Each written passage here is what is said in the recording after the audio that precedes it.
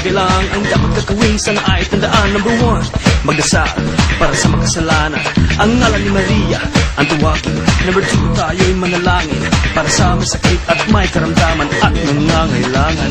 Number three, sa lahat ng iyong gawain, nilaan ang puso at damdamin. Number four, tayo'y magsimba kasama ang pamilya at barkada. And last but not the least, huwag kalimutan please, kahit barya ay okay na 5 piso kay Maria. Walang hindi natatamo, basta't ikaw ako, tayo'y magkakapit-bisik sa pintig ng iisang